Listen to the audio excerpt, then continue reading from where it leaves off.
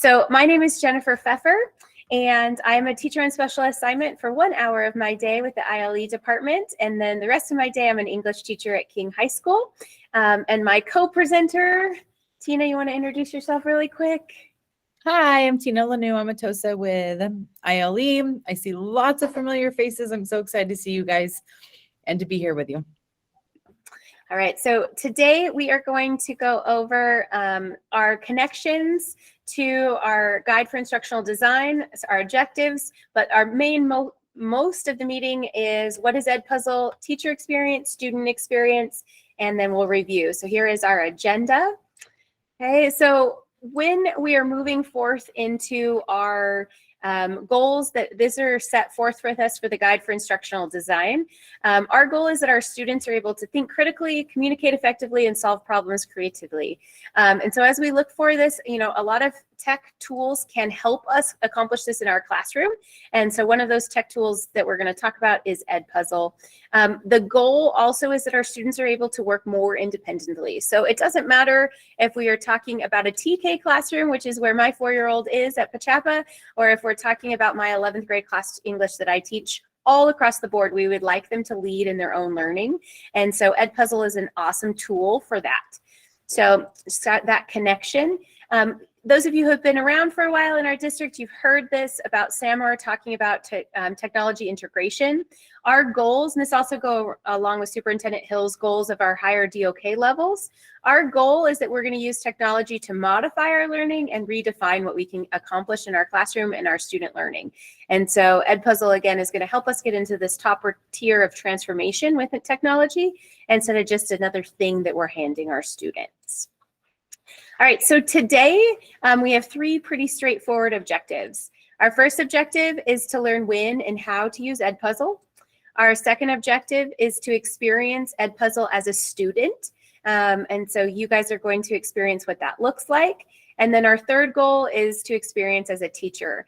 I've specifically designed some lessons and time in here so you can play, both as a student would see it and play as a teacher would experience it. My personal goal is that by the end of our hour together, you have something you could use tomorrow in your classroom. Edpuzzle is very plug and play, so it should be something, and there's so many resources that it is straightforward enough that, again, you could be doing it tomorrow. So what is Edpuzzle? I know from our poll, it looks like the majority of us have never used it or have only used it once or twice, so about 90% of us. So we're going to watch a little video of what Edpuzzle is, and then when the video is over, I'm going to show you how we're going to do it. Okay. Want to create amazing video lessons in minutes? Edpuzzle is your missing piece. With Edpuzzle, you can choose from the millions of videos available from YouTube, National Geographic, TED Talks, Khan Academy, and more. You can also reuse ready-to-go video lessons made by other teachers or upload your very own teaching video. Then, use Edpuzzle's video editor to create your perfect lesson. Embed your own questions to check your students' understanding, cut sections to show your students only the most important parts of the video, and even record voiceover so you can explain concepts in your own words. Once you've finished, you can assign it to your students in just one click and prevent skipping to make sure your students don't miss a thing. When you want to check in on your students' progress, use Edpuzzle's hassle-free analytics to get all the information you need. See who still needs to watch the video, what your students responded, and their total scores. So remember, with Edpuzzle's free platform, you can make any video your lesson. All right, so in that video, you saw just a brief overview. If you'll take a second in the chat, type just one thing, one little phrase that you saw in there that you think is interesting enough that you'd want to explore it. It's one thing. It's going to be something you want to explore. Vetted questions, National Geographic videos, recording our voice. Awesome ideas. Voiceover, got it. Various sites, perfect. The video does not want to stop playing. 5 senses for kindergarten, pre-made things. skipping parts or not skipping parts. I like that. Great things. All right, so I have definitely caught your attention with that little video, or Edpuzzle has. There is some magic behind Edpuzzle. These are some of the my very favorite things with it. So first, students can watch it at their own pace. Just like any YouTube video that they're going to watch, they can start and stop it. And so in Edpuzzle, they have that ability too. Teachers can present in live sessions. So if you wanted to control the pace that they looked at it, you can use Edpuzzle within your classroom. My favorite part is Edpuzzle has built-in accountability. And so you can see who's watching, you can see who's answering the questions, you can see if they tried to skip it, it won't let them. You can see if they go to other tabs. This is my favorite for our multitaskers.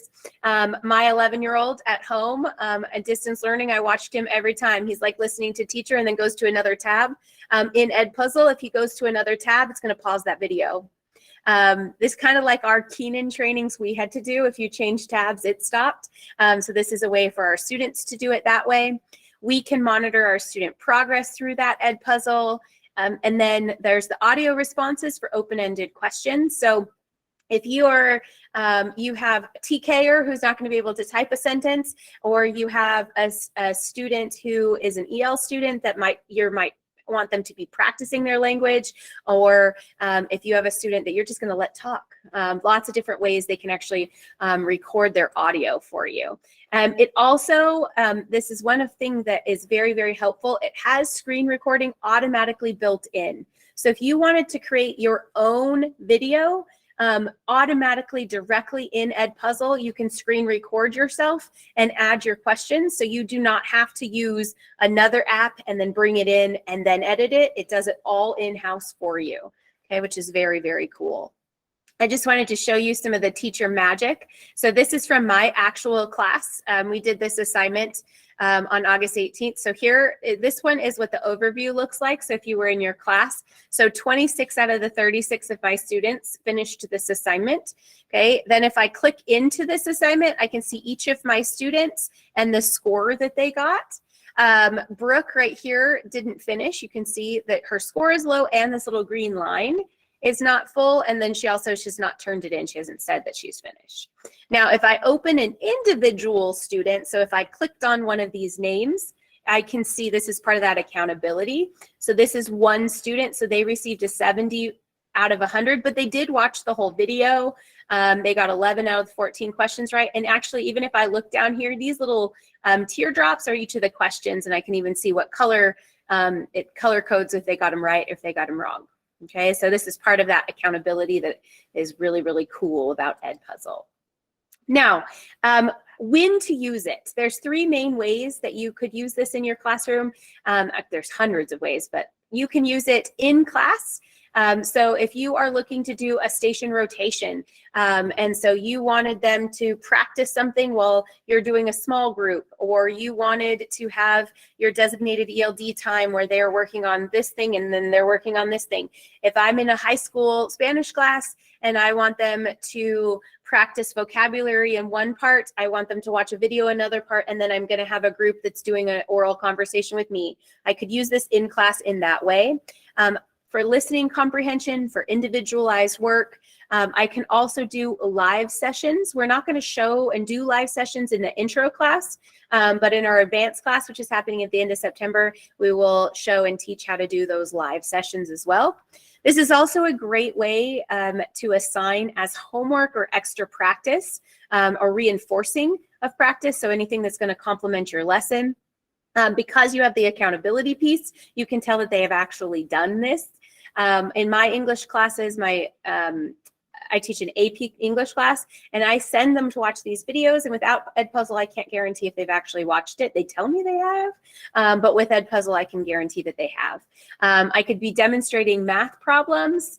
I can actually write on my whiteboard, introduce vocabulary, grammar, prepare for class discussions. That's what I use it for a lot, okay? The other way to use it is review. So let's say at the end of your unit, you want to give them a video that they are going to watch that's going to talk about it. Study guides can be in Edpuzzle, classroom labs or safety rules.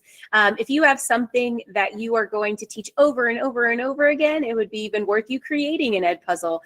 So a new student comes in, you could send it to them through that. Okay, so when to use Edpuzzle, those are our 3 different types. All right, now how to use Edpuzzle, there's 2 main options. Option 1 is independent mode, meaning the students are going to watch it independently, they're going to listen independently, they're going to answer independently. And this is where you're going to do it as a station rotation, or you're going to do it as a flipped classroom. So they're watching at home and then talking at school. The other option is live mode, where you would project the video, you would be playing it through your projector and your speakers, and the students would be answering on their own devices. And so some ways to do that. All right, we're going to experience it now as a student. So I've created a practice classroom for you. Now, when you're going to have your students access this, the primary way, because we are a Google Classroom district, is through their Google Classroom. So you will link it to there. You can also give them the Edpuzzle site. You can also have them open a class. Today, Tina is actually going to post in the chat the link to our Google Classroom that you're going to experience as a student. So if you'll click that link, it will ask you to log in with your Google account. If you see the screen, am I a student or a teacher? You shouldn't, but if you do, make sure you click student this time. Everybody go ahead and log into that class. So once you are in that class, you actually should see that you have 4 assignments in there. Do you see that?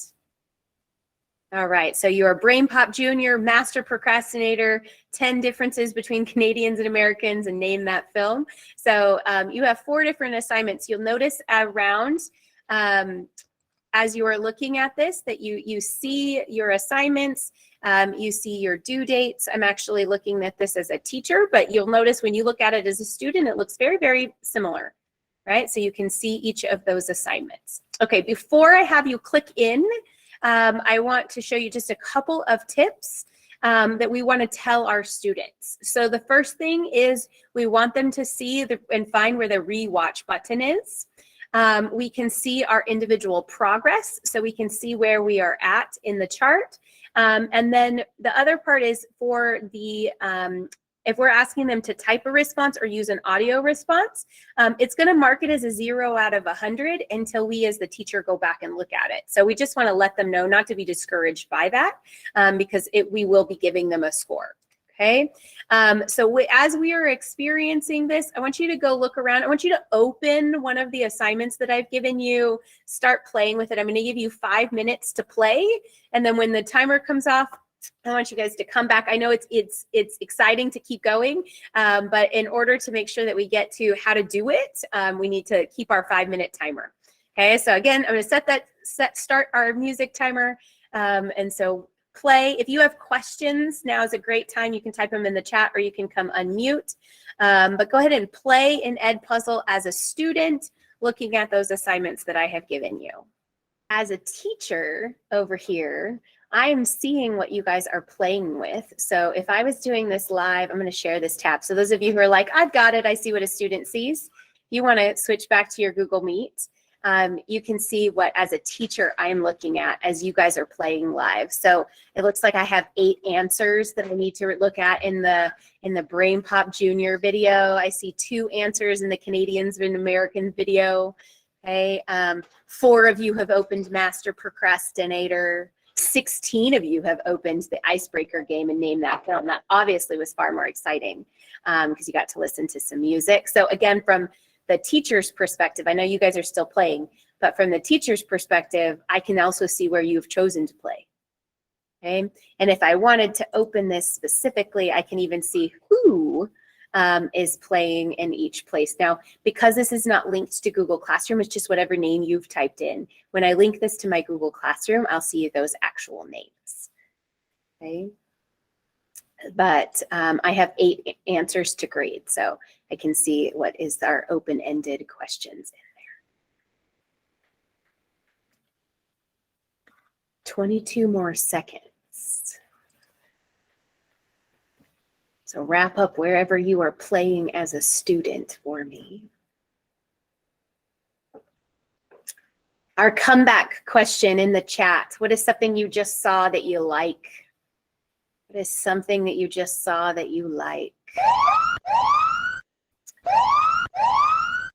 All right, so those of you who are not back on the Google Note or Google Meet, come on back. Okay, so our comeback question in the chat. What is something that you just saw that you like? See, recording our voice answers. It stops when I change tabs, non-skip. Like the voice record option. Julia, it is new, but it was there. It was just a lot harder. Now it's really easy to do. The rewatch option. Okay, working at your own pace. Choices, ease of use. It is pretty straightforward. Okay. Erica, no, I think you're my only Spanish teacher in the room. You can do Edpuzzle in Spanish. Is there someone else that's here as well? Edpuzzle in Spanish is allowed completely as well. It pauses the video when it comes time to answer the question. Yes, I like that too. All right, so you've experienced it as a student. So what we're gonna now do is we are going to switch and now talk about the teacher experience, about how this part works, okay? So from the teacher experience, it is very, very similar, and it is it's as easy friendly as that is. All right, so what I'm gonna talk first and then I'm gonna have you do, okay? So stay with me for just a second. So to log in as a teacher, what you're gonna do is you just go to Edpuzzle, and then you can have a student account and a teacher account at the same time. And so what you're going to do now is you're going to go there and you're going to log out as a student and log back in as a teacher. To create your teacher account, you are going to have to verify your email address to verify and give you access to Edpuzzle Pro. Okay, so I'm going to give you about 1 minute right now. So you're going to go to edpuzzle.com. Okay, and then in the top of the corner, up here where your little picture is, you're gonna log out. Okay, and then, so you logged in as a student, and so now you're logging in. So if you click log in, you're gonna click log in, I'm a teacher. Okay, and then down here, you'll click sign in with Google. It is going to pop up and you all share, right? Choose your email address, okay? And when I did that, because that tab went away, I lost my sharing. Thankfully, I know how to do that because we spent a year teaching online. Okay, so I'm now sharing my right tab. I'm already in, okay? So, good question. So to log out as a student, okay, you are going to go to the little picture up at the top and then click log out, which will log you out completely. And then when you're out, you're going to log back in. So log in. And then instead of a student, you're going to say I'm a teacher, which will get us into the teacher version. And then sign in with Google. And once we have signed in with our Google, yours is going to come up on this Discover tab.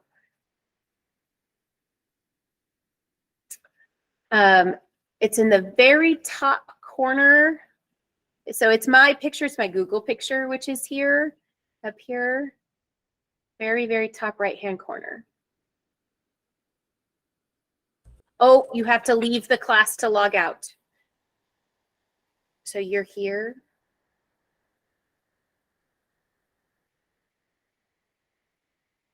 Alex. So when you leave the class, you click your 3 little buttons and leave the class. Is that what you do? You could also, should let you, if you just click the direct link.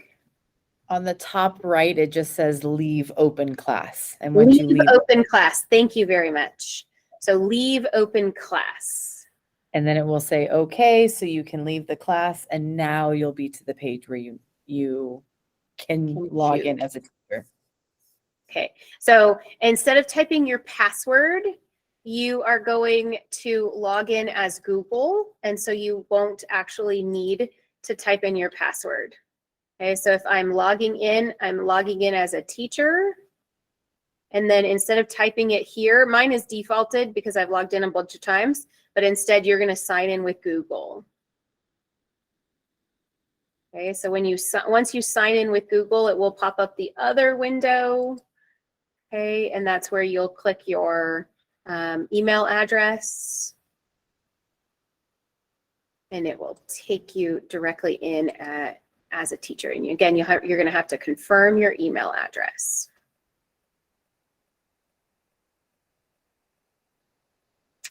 All right, so once we are in, okay, there's a couple things that we want to do before we start, and that is to set up our classes. So again, go ahead and watch me first. Okay, watch me first, and then I'm going to let you do it. Okay, so over here where my classes are, you just click the plus sign, and you are going to want to do this through your Google Classroom so that all of the beautiful syncing happens. Okay, so you just will click Google Classroom, and then as it pops up, you will pick which Google Classroom you want it to connect to. Okay, so I'm going to set up my sociology one. It is, yeah, you can choose one grade level. It's totally fine. Thank you. Oh, you're monitoring the chat, Tina. I don't even need to answer those questions. I forget. So my sociology class, I was going to show this to you. I'm grade 11 and 12. So I'm going to actually click, it doesn't really matter. I'm going to click 12. And then my subject is not here for sociology. They don't have one. And so sociology falls under social studies. So I'm just going to pick it. It's not super important that it's exactly accurate, but it will tailor the discussion. Okay. Sandra, how do I archive my previous classes? Tina, can you answer that one in the chat for me? So once you are here and you've linked it to your Google Classroom, you just click import. And then what it's going to do, because I've logged in with my Google, it's syncing and it's pulling in my sociology students. If I click on this class member tab, here is all of my 4th period students who have just automatically pulled themselves in there. Okay, so I'm going to give you a second to create one class right now. There's nothing that they can see or they're doing with it yet, but go ahead and import your students, create your class, and then link it to your Google Classroom. So I give you a minute or two to be able to do that. And again, here, the instructions are going to be in the Google Meet screen. Anna, Edpuzzle is on Clever.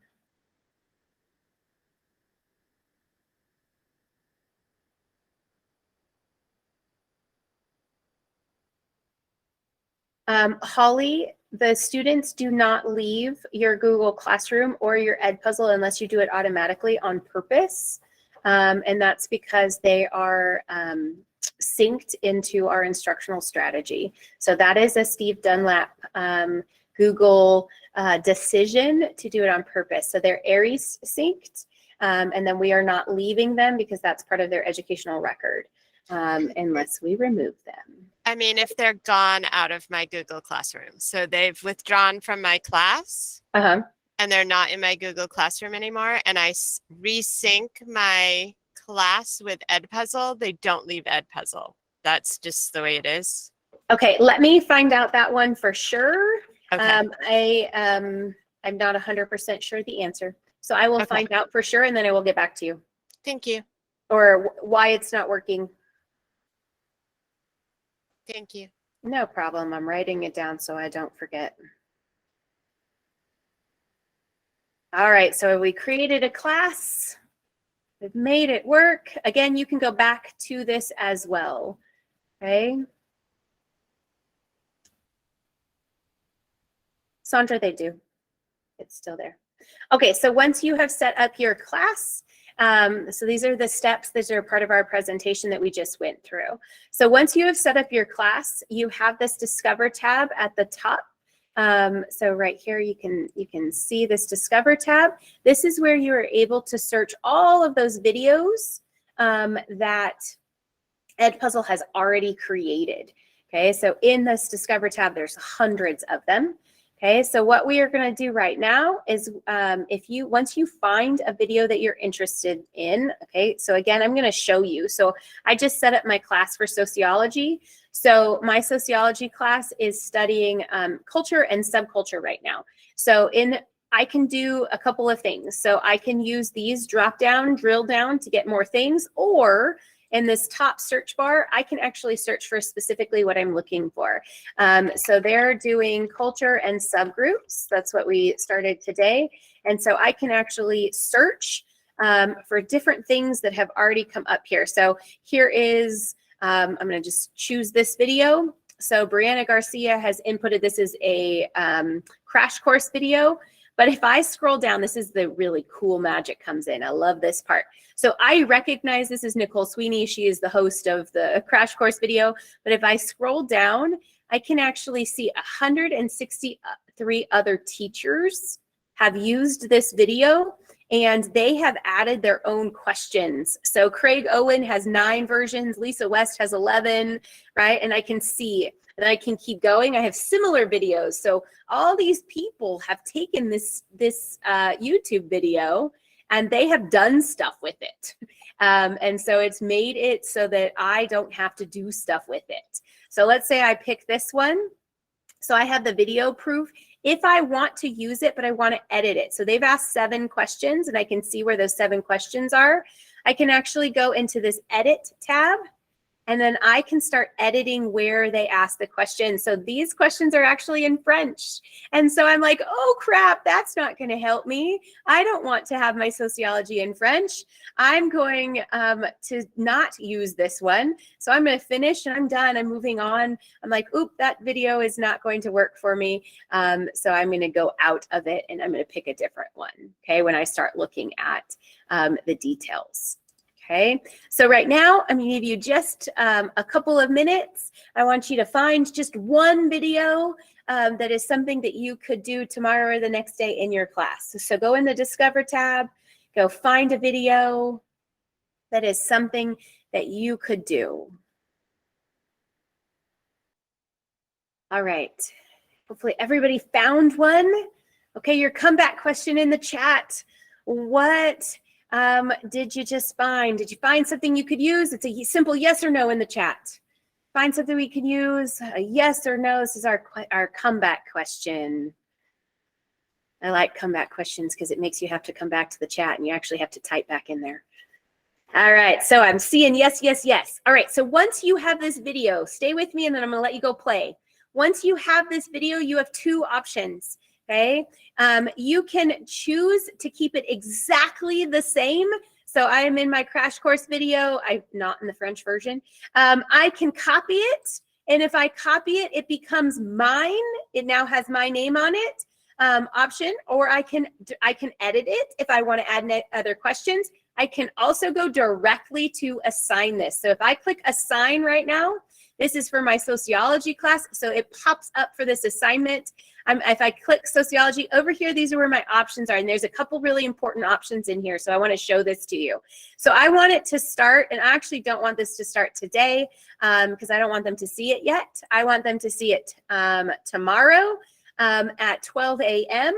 Okay, and then I want my due date. So if I click on my due date, I want this to be due on Wednesday. So it's in the same day. So they're seeing it this morning. It's due tomorrow night. Okay, so I'm going to save those 2 things. I'm going to turn on prevent skipping. So that's the magic. Remember that they can't skip in the video. Turn that on. I also am going to turn on closed captioning. Okay, I don't like that it doesn't default there, but there's no reason I think that we wouldn't turn that on. So you can turn on your closed captioning, and then you get to decide, do I want this to post to my Google Classroom right now? Or am I going to give it a link so I can turn that on or turn that off? So if I turn that on and I click this assign button, it's going to do some magic behind the scenes. And now when I talk about student accountability, I can actually see here's the list of my sociology kids, and none of them have watched it because I've just given it to them. But they could, starting tomorrow at 12 o'clock in the morning, or they could actually see this in their sociology Google Classroom. So I'm going to switch just so you can see what it looks like. Here is my sociology Google Classroom. At the top of my classwork tab, here is the Edpuzzle, and it is ready for me. The only thing that Edpuzzle does not do for you is it doesn't put it in the unit. Okay, it will just put it at the top. And so if you wanted this to be in one of your topics, so I have all my topics, I can click it and I can drag it, because this is actually going to go into my culture unit, which is right here. So I can click it and drag it in there, or just like we normally do when we make a mistake, because I don't know about you, but I make a mistake all the time when I post to Google Classroom. You can open it and you can change the topic directly in here. But the cool part about posting it directly into your Google Classroom is that the grades automatically, I love this, automatically transfer from here into my Google Classroom tab. I don't even have to click a button. It happens automatically, which is so nice, because usually you have to click multiple buttons to make it work. Okay. All right. So what I want you to do right now, I showed you how to edit it already. If you want to do an audio question, so I know there was a good handful of you loved that tab. The way to do the audio question is it has to be open-ended, and you just toggle the toggle switch to on and off. That's it. You can't do it on multiple choice. You can only do it on open-ended, okay? So again, if you've created or you've edited a question, you just toggle that on and off for your open-ended. There is instructions in the slides, which I've showed you how to do. So those of you who have actually opened it, you can open those slides. The response is up to 3 minutes is the standard response time. I know I was reading a blog that they're thinking of or hoping to extend that, but right now it is at a 3-minute limit. And honestly, if they're going to do longer than that, you might be using a different platform, but it's a 3-minute response right now. So I love this little meme. Tina found it or made it. Did you make it, Tina? Or you just found it? I just love it. So I assigned a video on Edpuzzle and they cannot skip. They have to do my video. I love it. It's kind of silly. All right. So what I want to do is give you about 10 minutes right now to go get that video, go play. So again, the Google Slides that I have a step-by-step instructions written out for all those things I just showed you how to do, but really you can't hurt it. So go play. We're in sandbox time, and the goal is that you're doing something that you could use this week in your class, whether it's for follow-up or whether it is for something you're going to do in station rotation. So I'm going to start the timer, and while the timer is on, you're in play time, and Tina and I are here to help you. I'm going to turn the volume of that music down really low, but Tina and I are here to help. All right, we're going to start coming back. We got about a minute left.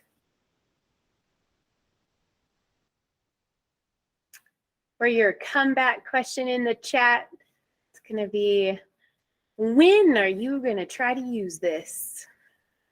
Your comeback question is, when are you going to try to use this? I like those tomorrows.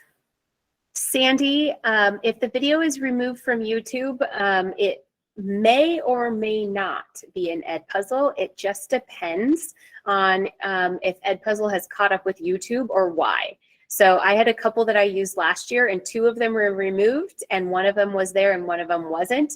It is not a guarantee. And so I was trying to drill into why that happened, and I don't have an answer. Neither does Edpuzzle.